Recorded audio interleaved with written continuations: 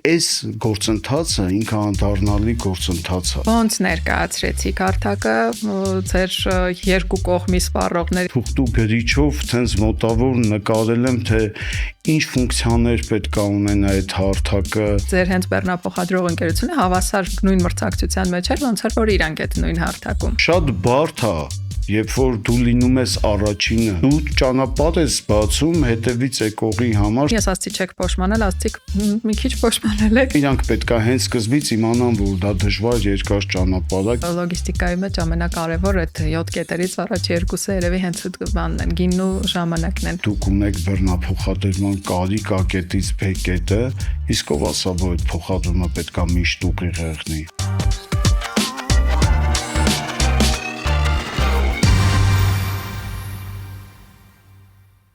Ողջույն բոլորին, դուք միացել եք Ilogy podcast-ի հերթական էպիզոդին։ Մեր էպիզոդները նվիրված են լոգիստիկային եւ էլեկտրոնային առևտրին։ Միացեք մեր էջին, բաժանորդագրվեք, որպեսզի բաց չթողնեք ոլորտի նորությունները։ Իսկ այսօր մեր հյուրն է DGS Systems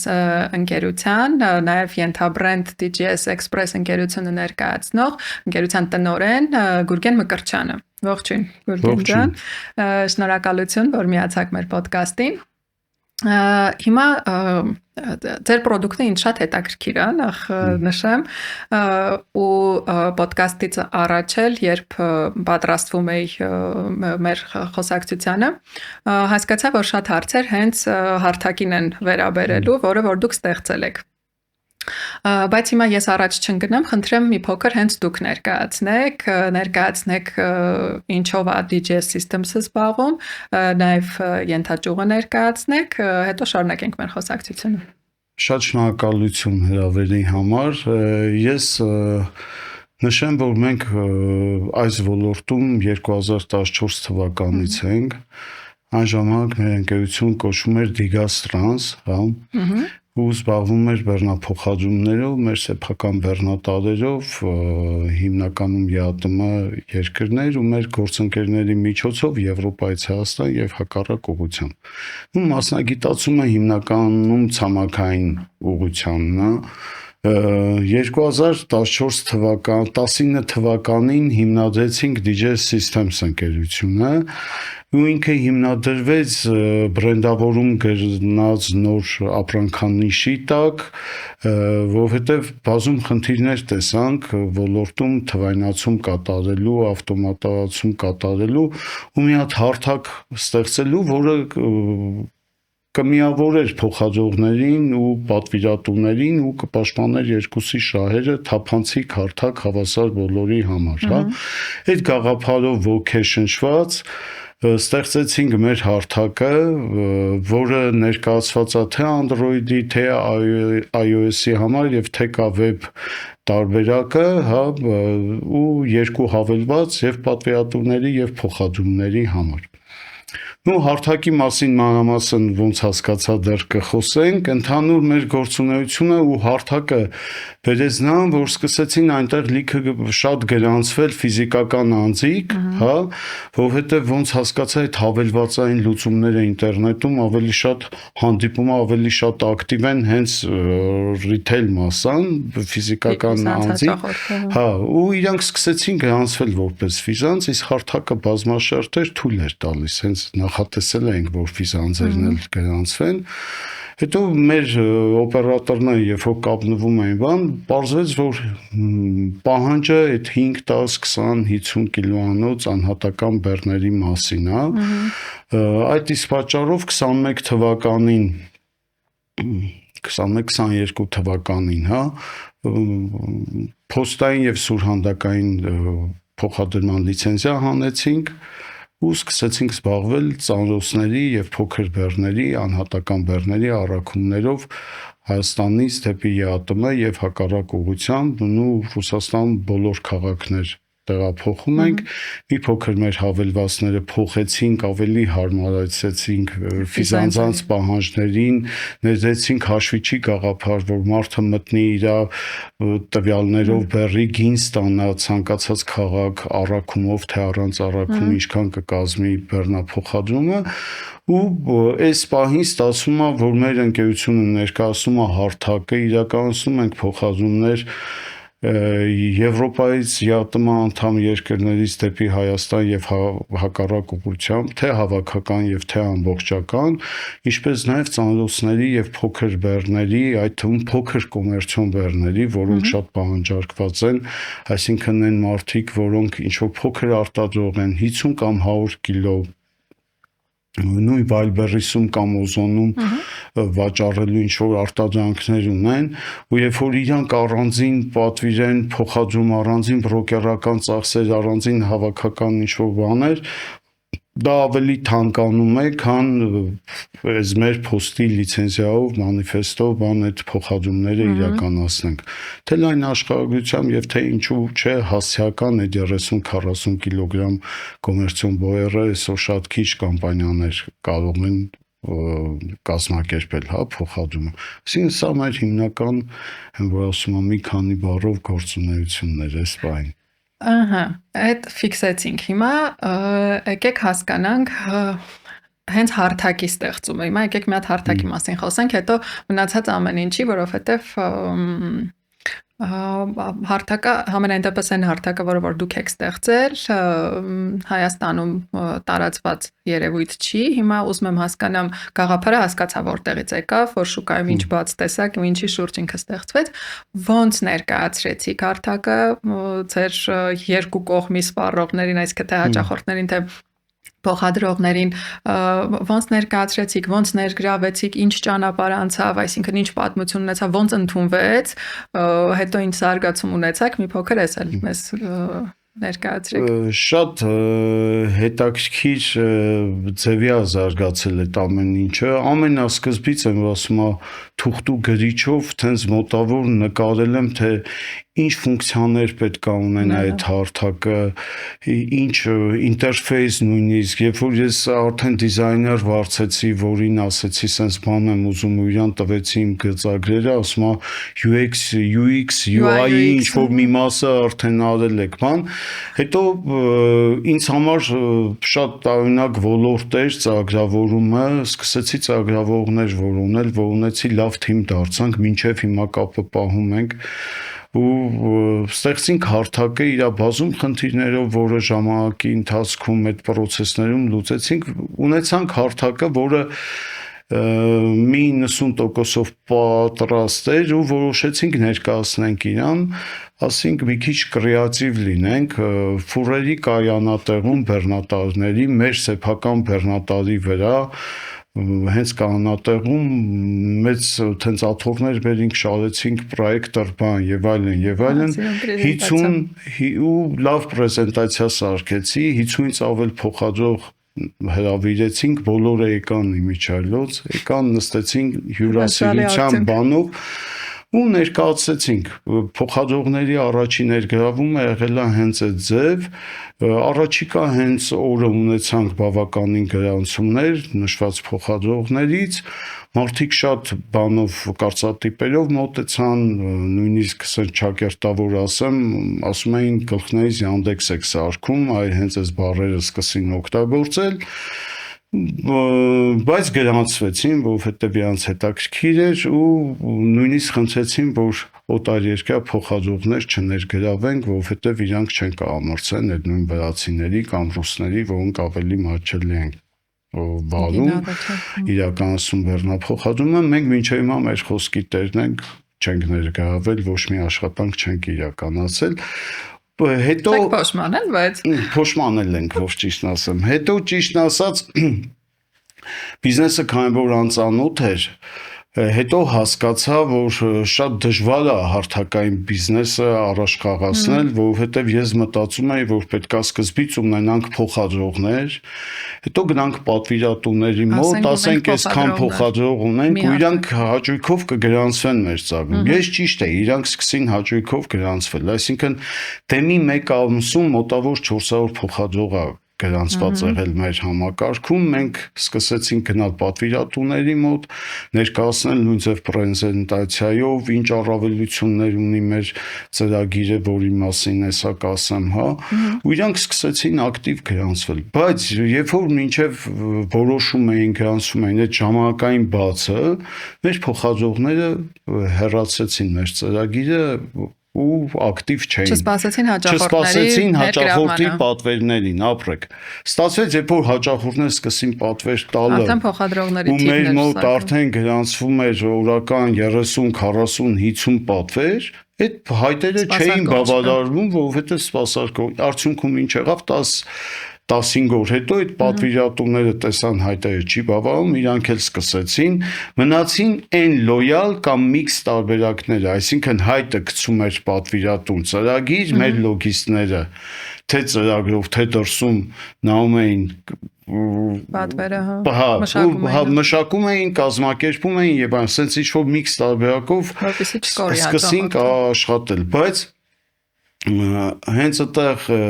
մեր գլխավոր սխալներից մեկը, որ պետք է զուգահեռ զարգացնեինք, հա, երկրորդը որ անվճար էր ծրագիրը։ Այսինքն երբ որ փոխադրողների համար ինքը լիներ վճարովի, հա, չունենք։ Բայց ծրագիրը բազում հնարավորություններ ունի, այդ թվում հետաքրքիր գնագոյացման մեխանիզմ ունի, նվազող աճուրդ է կազմակերպվում ու ինքը on-line է այդ գները երևում ոչ թե ինչ-որ բան պետքա թարմացվի եւ այլն, այլ դու հեռախոսի մեջ նայում ես այն ծայրում ինչ-որ փոխադրող գինը փոխեց, դու հենց այդ բանը տեսնում ես, որ գինը փոխվեց, հա, ցանկացած պայքաս մերժես, հաստատես ու նույնիսկ արդեն իսկ մեկ անգամ մուտքագրված պատվերի կրկին մուտք անելը քրոնոմետրաժ են կարել 7-ից 10 վայրկյան է տևում, այսինքն այդ նույն պատվիրատուն եթե որոշեր հավաքեր մեյլեր, գրեր եւ այլն կամ նույնիսկ հեռախոսը վերցներ համարը հեռախոսի հավաքեր ավելի երկար կտևեր, Համենայն դեպս ծրագիրը մինչև հիմա ակտուալ աշխատում է, հարթակ է, ավելի շատ ինքը դեպի ռիթեյլ է շեղվել, բայց բոլոր ֆունկցիաներով ամեն ինչով աշխատում է, մինչև հիմա գրանցվում են թե պատվիրատուներ, թե փոխադրողներ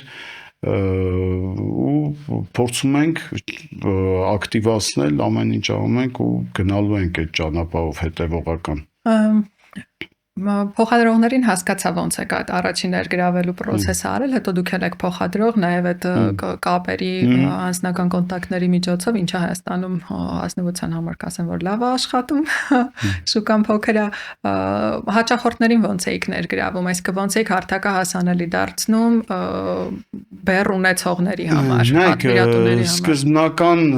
սոցհարթակներում ինքը բաներ լինում, այդ գովազդը բանն SMM-ը արվում էր։ Երկրորդը մենք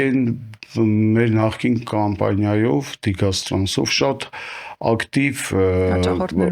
հաճախորդներ ունեինք, առաջինը իրանց սկսեցինք առաջարկել, ընդեղի մեր կայքը բավականին լավ կայք էր,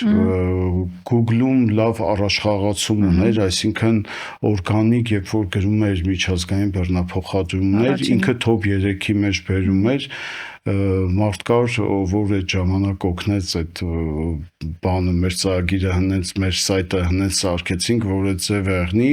այնտեղ զուգահեռ դրեցինք մեր լինքերի ներբեռնման բան ու ինքը ակտիվ, բայց հիմնական վաճառքը եղել է անհատական հանդիպումներ։ Սփյուռից կամ այլ ճանապարհով տվյալներ իմանալ, հեռախոս զանգել, պայմանավորվել, գնալ տեղում ներկայացնել պրեզենտացիայով ծրագիրը այդ ամեն ինչը ներկայացնել, հիմնական ներգրավումը եղել է այդ ձև։ Միևնույն ժամանակ on-line տիրույթում մարդիկ ներբեռնել են, գրանցվել են, նորից գրանցումից հետո եւս մենք զանգել ենք, ներկայացել ենք ծրագրում, որովհետև լիքը բան պարզ էինք մտածել, ու այնքանով, որ բերի պատվերի մուտքը դանք սա օգնությունները վիդեո հոլովակներ էին, հա, այսինքն եթե դու պետք չի ինչ-որ միտեղ ինչ-որ մի բան կարդաս, սեղմում ես, պետք է հարցնես,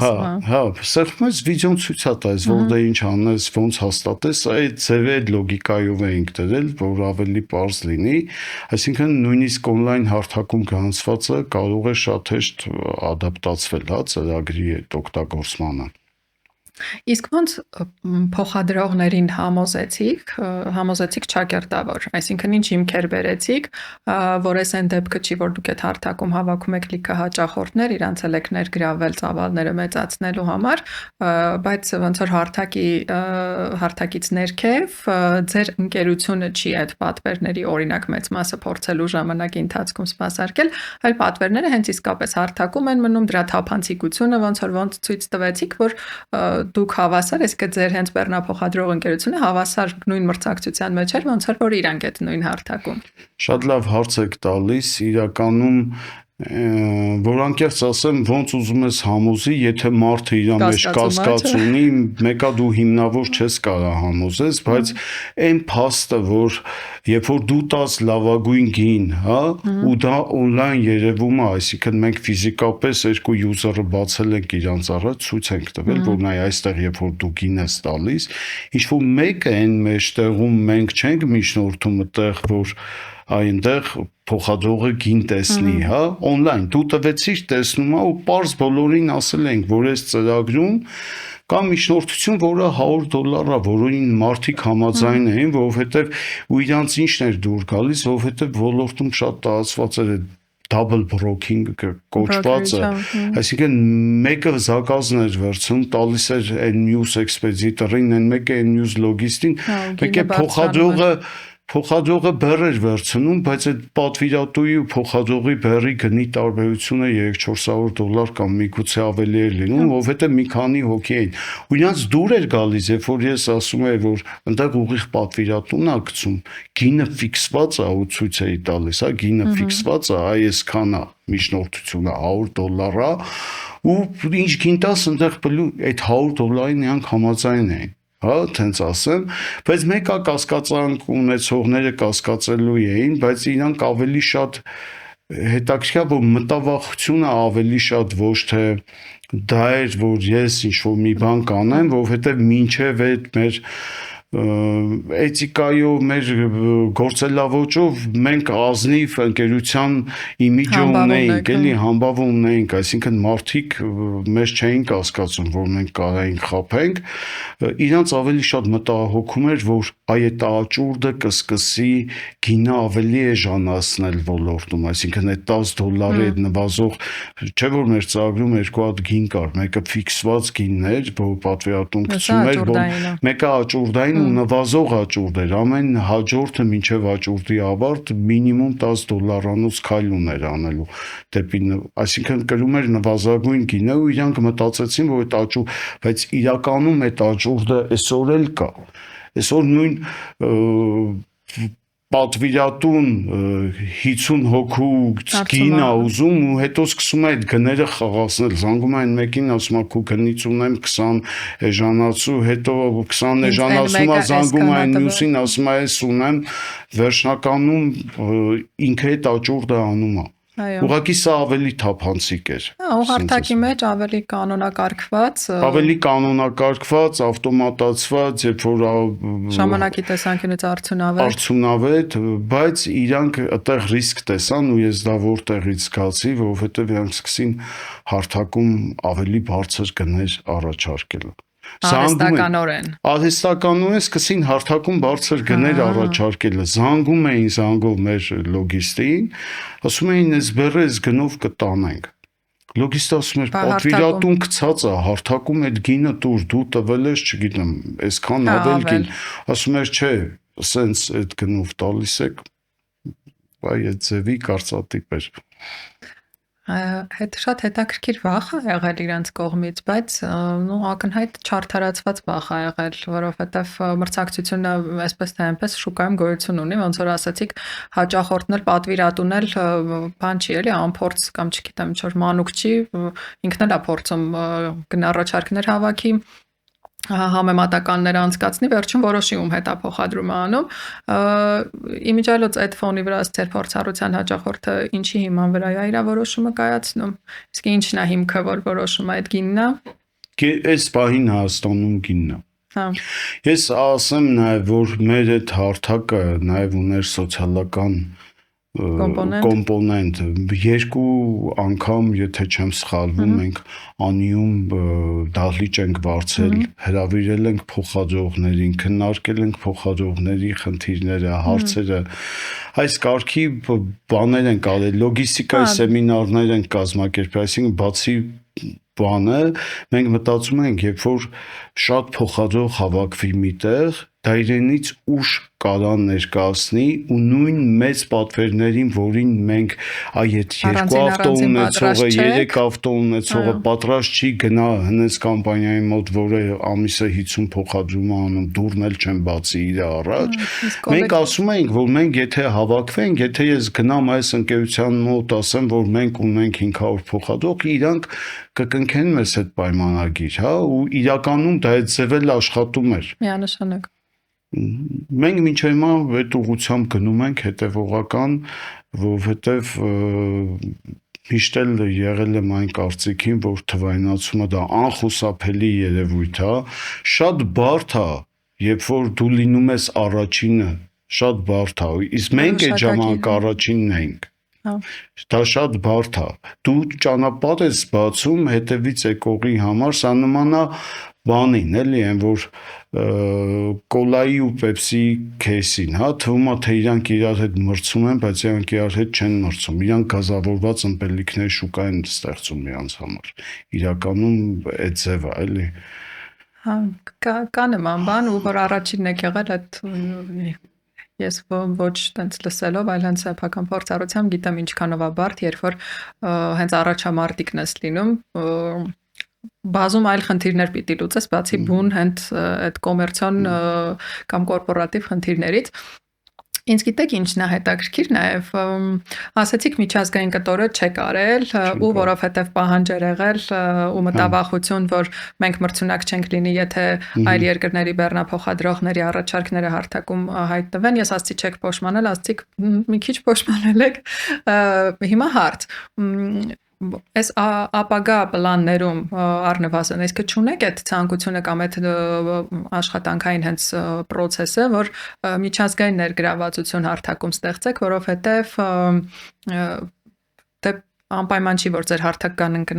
բացառապես պատվերներ, որոնք Հայաստանով են սկսում կամ վերջանում, կամ թեկուզ Հայաստանով են անցնում, այսինքն կարաք միջազգային տարբեր այլ ընկերությունների պատվերներ սպասարկեք ու հարթակը արդեն ինչի չէ, այսքան պատրաստ աշխատած Այդքան ես հասկացա user friendly, այսպես ասած, բանա ստեղծվել, հավելվածա ստեղծվել, ինչի՞ չէ իրան հանել դուրս, նաև միջազգային շուկաներ։ Այո, մտածում ենք այդ ուղղությամբ ու անկեղծ ասեմ, էքսպոին մասնակցելու մեր հիմնական բանը հենց դա էր, հա, որովհետև էքսպոյում եթե մեր տաղավարի այդ դիզայնն էլ նայեք, ինքը հարթակին ուղղված բաներ, ունդեղ հանդիպել ենք մի քանի կոնտակտի, որոնք հենց հարթակ էին նայում, դրսի մարդիկ էին, կազմակերպություններ էին, կոնտակտներով փոխանակվել ենք բան, այսինքն երկու ուղղությամբ ենք հիմա մտածում, երեք եթե ճակերտներ մի փոքր էլ բացեմ, այս մեր հարթակի հետ կապված մի ուղղությունը ինքը պատրաստի soft է։ Այսինքն ցանկացած խոշոր կազմակերպություն, որը ակտիվ ներկրումներով է զբաղվում, կարա այս մեր ծրագիրում ինքը ձև նախատեսած է, որ ինքը կարա առանձին վաճառվի որպես soft ու ինքը ունենա ներդնի իր մոտ այդ վերահսկողությունը, զայավկեք բեռնատարերի վերահսկողություն, ուր հասան բարձման տեղում են, բարձման տեղում չեն, դա սա մեր ծրագիր թույլ է տալիս, էլի այդ ամեն ինչ անել, ավտոմատ ծանոթություն, լավ սա անցավ, չանցավ, մեքենան դուրս եկավ, դուրս եկավ եւ այլն, բացի դա այդ բանի կանգնելու ժամանակները եւ սա վերահսկվում է, այդ ամեն ինչը 24/7 ռեժիմով աշխատում է, պլյուս դրան ինքը թափանցիկ է կոռուպցիոն ռիսկերն է մեղմում, այսինքն նույն ընկերության համար ընդհանրեն նույն լոգիստը, երբ որ գինը իրանց փոխադրողները գին են տալիս, հա, մենեջերն է հաստատում այդ գները թափանցիկ են, ոչ մի տակից բաներ չի կարա լինի այս ծրագրի պարագայում եւ այլն։ Այսինքն մի ուղղությունը դա իրան որպես soft նաեւ վաճառելն է, հա։ Մյուս ուղղությունը, որ իրանով հիմա բան են կանում, դա ձեր ասած միջազգայնացումն է, հա, այդ նույն դրսի փոխադրողներ, դրսի պատվիրատուներ, հա, դրա ուղղությամբ ենք մտածում, ծրագի եռալեզու է։ Այսինքն ռուսերեն, հայերեն, անգլերեն ի սկզբանե նախատեսած է եղել այդ ամեն ինչը, հիմա որոշակի առումներով տեստավորման փուլերում է, ու միգուցե թե որպես soft, թե որպես միջազգայնացման, հա, տեսանկյունից, որը ավելի երկար միգուցե process լինի, ժամանակահատված եղնի, երրորդ ուղղությունը նա է, որ ունենք նորություն այս տարի, դա բանի վառելիքի քարտերն է։ Ունենք պայմանագիր ցանցի հետ, որը Ռուսաստանում 12000 լցակայան է դիզելի, հա, ու այդ նույն քարտով հնարավոր է լինում վճարել այդ վճարովի ճանապարհները, պլատոնը, այդ նավիգացիոն պլոմբան եւ այլն, այսինքն Վրաստանի տրանզիտների, պարկինգների գումարները, այսինքն այն ինչը միջև, այսինքն դրսում վճարում ես անում այդ քարտով, Հայաստանում դա ծախսագրում ես, որը բեռնափոխադրումների այս պահի խնդիրներից մեծերից մեկն է, ու մեր ծրագիրը փոխադրողի փոխվելու է, այսինքն այդ նույն ծրագրում որտեղ կա քարտեզ, որտեղ բեռերն են երևալու են այդ բենզալցակայանները ակցիայով, սկիդկայով, ով ինչ ունի այդ ճանապարհների վճարման կետերը, որտեղ կանգար կատարես այդ քարտով վճարես, հետո Հայաստանում ինվոյսինգով հաշիվ գրվի, քո ընկերությունը ծախսագրի դա։ Հիմա այդ քարտը պատրաստել է տեստավորման փուլում է, դա մեր երրորդ այս պահի 26 թվի նորությունն է, որը կյանքի ենք կոչելու ու մենք մտածում ենք, որ մեր ծրագիրը կակտիվացնի այդ քարտը, այսինքն ինքը կներգրավի փոխադրողներ, որովհետև այդ ցանցերում իրանք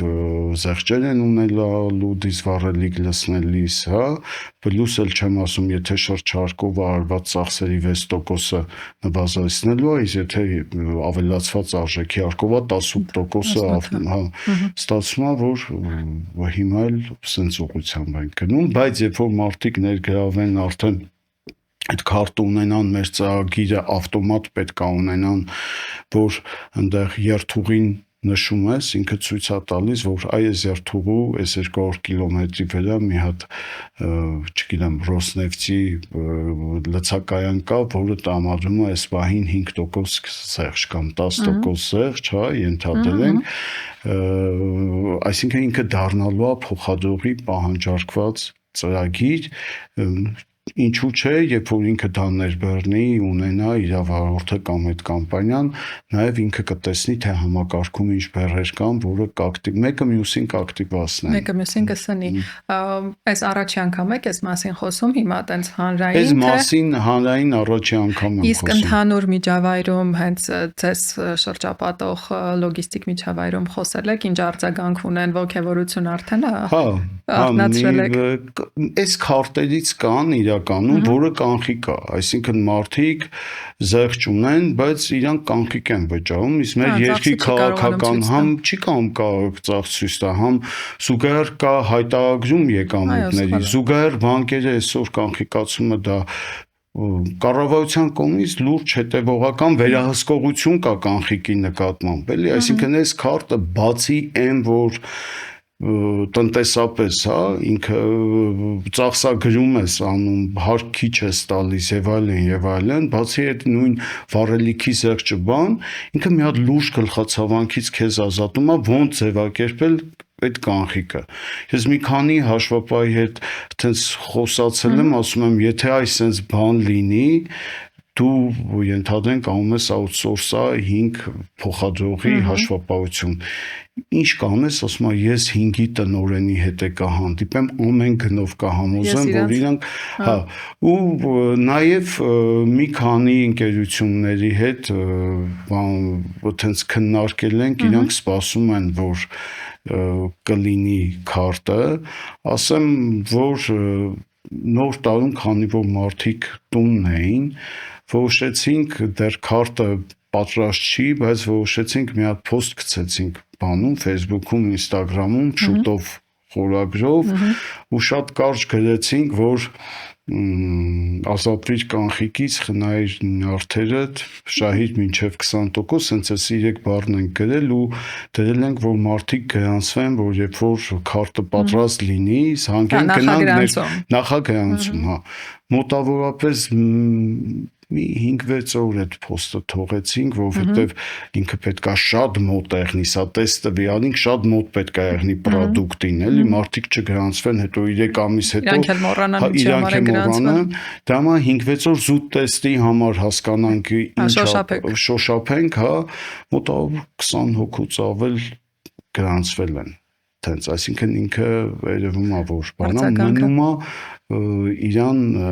լավ մատուցենք, ինձ թվում է սա էլ այն դեպքը չի, որտեղ պետքա պայքարել, տենց ինչ որ համակարգի դիմաց, ուղղակի մնում է իրան պարզ մատուցել, որ մարդիկ միշտ ավելի պարզին են հակված ու շատ կարևոր է, այստեղ միգուցե կարևորում է ոչ թե ինչը, այլ ով, որովհետև ինչի ով, որովհետև պետք է այն անձը, որը կարա ակտիվ վաճառի, հա, գնա ակտիվ ներկայացնի եւ այլն, որովհետեւ դա այս պահին կարևորներից մեկն է ու ոնց է ասում, երբ որ երկար նավարկության ես գնում, պետք է այս հենց սկզբից իմանաս ովքեր են, քո թիմը ովքեր են, որովհետեւ օվկիանոսի մեջտեղում չես կարա դու փոխես թիմը։ Հա, իրանք պետք է հենց սկզբից իմանան, որ դա դժվար երկար ճանապարհ է, կիսեն այդ բանը ու գան քո հետ, հա։ Հիմա եկեք ինձ մի հատ էլ ուրիշ բան լուսավորեք։ 19 թվականին հարթակը պրեզենտացիա արեցիք, ներկայացրեցիք։ Ինքը ինչ կոր ունեցավ այդ ընթացքում, այսինքն ունեցել եք շատ ակտիվ ժամանակ, շատ պասիվ ժամանակ հենց հարթակի համար, այսինքն ոնց է այդ ճանապարհը անցել, այս պահին հասկանում ենք ինքը ինչ փուլում է, իսկ այս ընթացքը ոնց է եղել մինչև այս պահը։ Նայեք ինքը միշտ ունեցել է ակտիվ ժամանակ ու պասիվ ժամանակ, իր ամենաակտիվ ժամանակը դա կորոնայի տարին էր, միգուցե նաև նրանով պայմանավորված, որ մարդիկ տանն էին, հա, ու ավելի շատ հեռախոսի մեջ էին ու ավելի շատ էին հանդիպում այդ բանում մեր հարթակին, բացի դա մենք ունեինք պատվերների հետաքրքիր լավ պատվերներ ունեինք պահանջարկված, որոնք հարթակի միջոցով էին տեղադրվում ու դա բերեց նրան, որ այդ ժամանակ հարթակը լավ ակտիվ էր, հա, լավ ակտիվ էր սկզբնական փուլում, բայց ասեցի, ինքը 2 կոմանի ակտիվ չէր, հա, օրեկան գրանցված պատվերների ու յուզերների քանակով ինքը շատ ակտիվ էր, հա։ Հիմա այս պահին միջինում յուրաքանչյուր օր էլի միջինում 5 օգտատեր գրանցվում է մեր համակարգում։ Հիմա փոխադրող քանի փոխադրող ունի համակարգը գրանցված։ Համակարգում գրանցված ոչ թե մեքենաներ ասեմ, այլ փոխադրողներ։ Մոտավոր 150 փոխադրող կա գրանցված այս բանը։ Իրանք ակտիվ օգտատեր են համարվում։ Իրանք, ասենց ասեմ, ակտիվ դիտորդ են համարվում։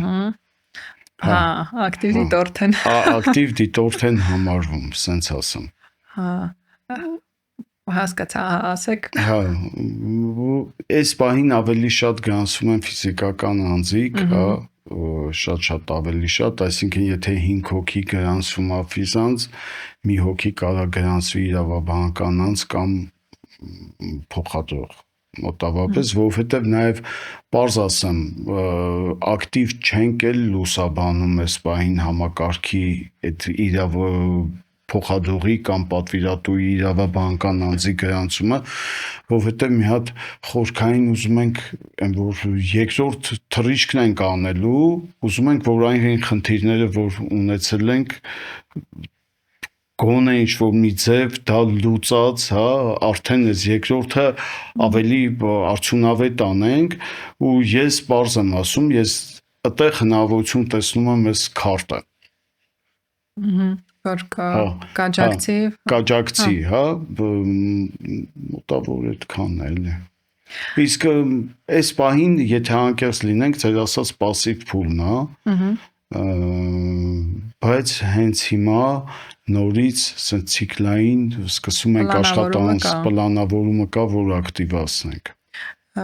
Ընդհանրապես ինչ եք կարծում թվայնացումը համակարգային լոգիստիկայի համար ինչ նշանակություն ունի, ինչքանով է ինքը կարևոր, ինչքանով է մրցակցային լինելու վրա ազդում ու ազդում համ ներքին սպառման տեսանկյունից, համ Հայաստանը որպես տարածաշրջանում խաղացող, որպես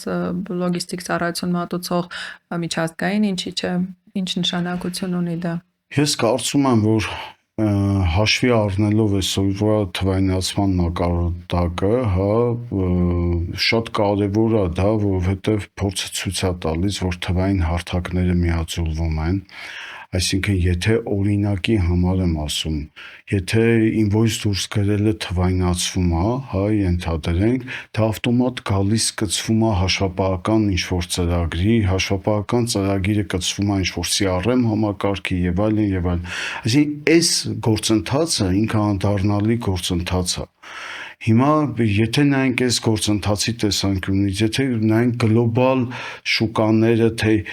ինչերն են թվայնացվում, հա, այդ շուկաներում օրինակի համար նույն պահեստային ծառայություններում արդեն շտրիխ կոդերը չեն օգտագործում, ռադիոլոկացիոն կոդեր են օգտագործում, այսինքն ֆուրը երբ որ մտնում է պահեստ ավտոմատ, այդ պահեստի ծրագրում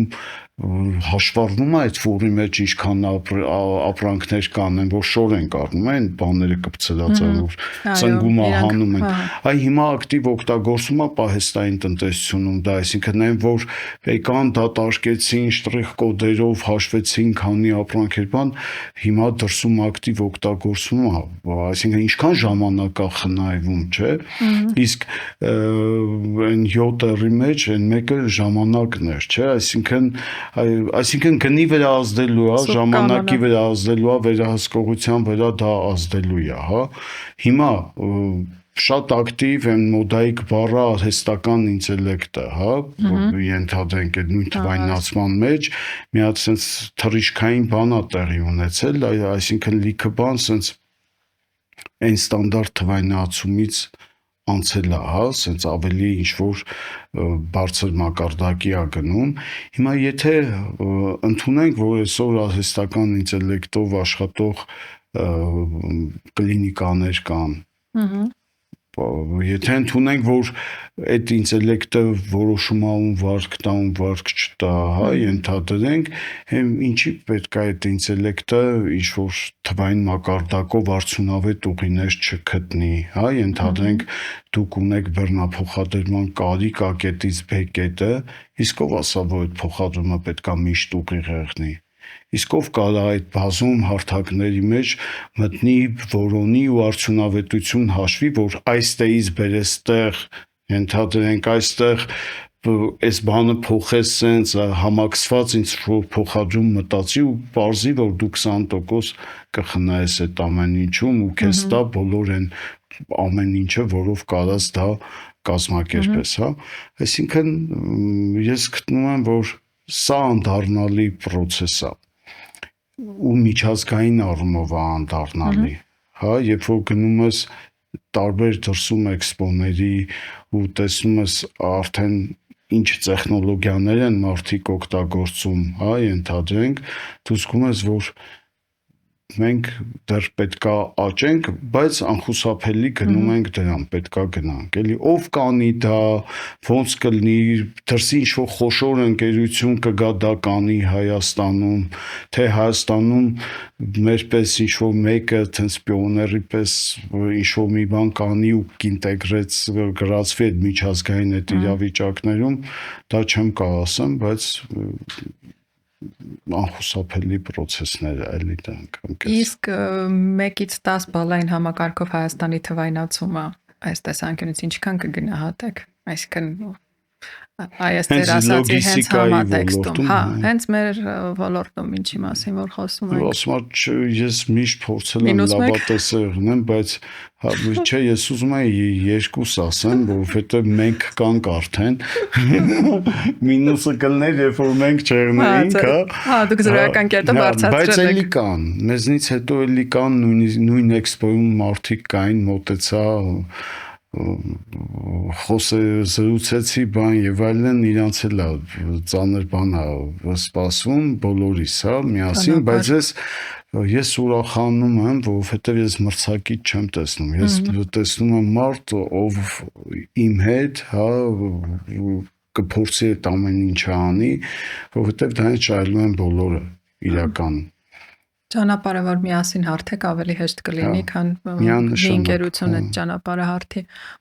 Համամիտ եմ այդ տեսանկյունից։ Կան մոտեցումները տարբեր եղն են, ես նույնիսկ Ացիսուի այդ տղու հետ հանդիպեցի էքսպոյում, իրանք մեզ ճանաչում են, ես անցած տարի երբ որ գնացել էի, նախանցած տարի Մոսկվա Տրանս Էքսպո, գնացել էի Ացիսուի այդ հարթակին մոտիկացա, բան, սկսենք խոսալ, բան, մեկ էլ այդ ժամանակ Ացիսուն դեռ ներկայացված չէր այս ձևի Հայաստան ոնց որ հիմա կա ու այնտեղ վիզիտկան տվեցի բան ասում եմ դե մենք էլ այս ընկերությունն ենք բան մեկ այդ աղջիկը սենցավ վայ ասում մենք ձեզ գիտենք ու իմ աշխատողների անունը տվեց ասում Արմյանսկայ Ացիսու իրանց ասածն եմ ասում իրանք այսինքն ուսումնասիրել էին գիտեին տեսան այն որ քեզ լավ ես զգում որ գնում ես գիտեմ բան այդ ձև էլի տենց մոտավոր հասկացա Շատ լավ Գուրգեն ջան, շնորհակալ եմ հետաքրքիր զրույցի համար, վստահ եմ, որ մեր ունկնդիրների համար էլ լիքը հետաքրքիր ինֆորմացիա դուք բացեցիք, բացահայտեցիք, ու ինչ որ չափով նաև այս զրույցը կնպաստի, որ օգտատերերը, բոլորս, որովհետև բոլորս այսպես թե այնպես, թե B2B, թե B2C լոգիստիկայի հաճախորդներ ենք, ճանաչենք ու հասկանանք, թե ինչի մասին են հարթակները ու հենց մասնավորապես հարթակը, որ լոգիստիկ ծառայությունների միավորումը ոնց է ներկայացնում ու ոնց օգտվել, վերջ-վերջը ոնց գրանցվել, ոնց օգտվել ու ինչի օգտվել, այսինքն ինչքան կարող ես թե գումար խնայել, թե ժամանակ խնայել, ինչը հենց այդ էինք խոսում, չէ, որ լոգիստիկայի մեջ ամենակարևոր այդ 7 կետերից առաջ 2-ը երևի հենց այդ բանն են, գինն ու ժամանակն են։ Նորից շնորհակալ եմ, որ եկաք, միացաք մեր ոդկասթին ու հուսով եմ հաջորդիվ համագործակցությունների լիքը հնարավորություն կստանանք ու մեծ հաջողություններ եմ մաղթում այդ ձեր նախաձեռնություններին հարթակին ու Իրան հարակից ձեր պրոյեկտներին, որոնք որ փոխկապակցված են այս դեպքում։ Ես նույնպես շնորհակալ եմ հրավերի համար իրականում սա իրոք առաջի անգամ է, որ սենց բաց այս ամեն ինչի մասին ես խոսում եմ, այսինքն դա անհատական ինչ-որ հանդիպում չի, սենց հանրային քննարկում է, շնորհակալություն հնարավորության համար, ես էլ եմ հուսով, որ ես կարծում եմ, որ նման բաներով ավելի մարդիկ կլուսաբանվեն, որովհետև շատ դեպքերում այսօր լուրջ խնդիր ունենք, կներեք մի փոքր երկարացնում եմ լուսաբանման։ Այսինքն այսօր այդ փոքր նույն ձեռներեցը, դրսից ուզում է ապրանք բերի ու հարկայինում չգրանցի, այնտեղից չվճարի եւ այլն, բայց երբ որ այդ մարդուն լուսաբանում ես, ես բազումս արել եմ դա, երբ որ լուսաբանում ես, ասում ես բեր թղթով, ու քո հարկը պակաս կլինի, դու ձեռքբերման փաստաթուղթ կունենաս, հետո այդ նույն հայտարարման բանի խնդիրները չես ունենա ու երբ որ իրան առաջարկում ես նաև բեռնափոխադրման գնի տարբերություն, ասում ես ես դա կբերեմ այս գնով, բայց ես այն հարկային այդ բաների հետ գործ չունեմ, բայց հաշվում ես իրան, ասում ես նայի հաշվում եմ քո համար, քո ապրանքը ես գիննա, դու կմուծես այսքան, հետո որ իրացնես, այս հարկով աշխատում ես, այսքանը կծախսագրես բան, քո վերջնական բեռնափոխադրում պլյուս հարկային ելքեր կստացվի այսքան։ Հա, ասում եմ, բայց երբ որ դու բերում ես մի կիլոն պատիկներ ավել, որ ինչա դու պետքա սևով բերես, ենթադրենք ու ցույց չտաս, ու լիքը մարդ այդ հաշվարկը լսում է ու սկսում է, բայց դա իմ խնդիրը չի։ Դա լուսաբանման, դա խնդիր է ու նույնը ստեղ ցանկացած լուսաբանում ու նույն ոլորտի գրագիտության հետ կապված նաև այսօր շատ կարևոր է։ Ես կարծում եմ, որ շատ կարևոր է ոլորտում լիցենզավորումը։ Լիցենզավորումը ես չեմ ասում փոստայինի պես տարեկան 3 միլիոն դրամ լիցենզիայի գին մտցնել։ Լիցենզիայի գինը պետք է եղնի էժան։ Թանկ պետքա չեղնի, process-ը պետքա բարդ եղնի, այսինքն այդ կամպանիայի աշխատողները պետքա լուրջ քննություն համապատասխանելու խնդիր, ոչ թե վճարունակության, որովհետև այսօր վճարունակության խնդիրն էս բոլորն է կլուծեն, էլի այդ խնդիրը համապատասխանություն, որովհետև էլի եմ կրկնում ու խոսքս սանով ավարտեմ, այսօր լոգիստիկան ինքը շատ բարդ է, և նույն ժամանակ ահավոր կարևոր է մեր տարածաշրջանի համար ու նրա ենթարժեքը նաև նա է, որ քո երկրի մասնագետը շփվում է դրսի ինչ-որ ընկերության, դա լինի Ռուսաստան, լինի արտասահման մասնագետի հետ ու քո մասնագետի բացը դա երկրի իմիջի վրա ազդող բան է, ես այդ ձև եմ կարծում, որովհետև ցանկացածիս արածը դա ազդում է մեր գործունեության վրա, չէ, նաև մեր երկրի վրա։ Եթե երկիր ես ներկայացնում, դրա համար ես մի օտարերկրացին կարող է մի հայի հետ շփվելու մի հնարավորություն ունենա ու հենց այդ մի հնարավորությունը սխալ։ Դա կարևոր է, որ մեր լոգիստները բարձր մակարդակ ունենան ու մասնագիտական բարձր որակներ ունենան, դրա համար ես այս հարթակը օգտագործում եմ, որ ասեմ հարգարժան կառավարություն, ես կողմ եմ լիցենզավորմանը, եթե հնարավոր է, լիցենզավորում փոխադրողների ռեյտինգավորում, այսօր բոլորին նույն աշխով է նայվում, բայց ես ոչ մի մաքսային օրենք չեմ խախտում, այն մյուսը խախտում է։ Կլինի ես ինչ-որ տեղ արտոնություն ունենամ, իմ մեքենան, չգիտեմ, ռենտգեն չմտնի կամ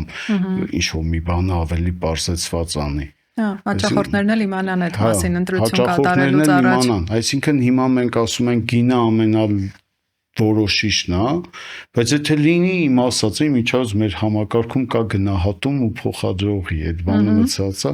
եթե նայենք որոշիչը ու հաճախորդը ունենա բաց հարթակ, որտեղ կարա տեսնի պետության տեսանկյունից որոնք են ավելի ռեյտինգավորված փոխադրողները, միգուցե ինքը պատրաստ է եղնի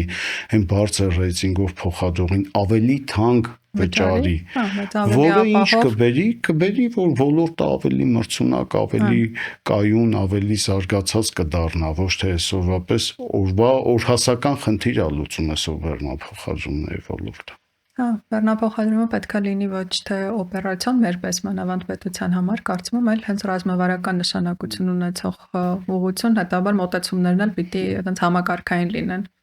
Համաձայն եմ ձեզ հետ, նորից շնորհակալ եմ շատ։ Շնորհակալություն։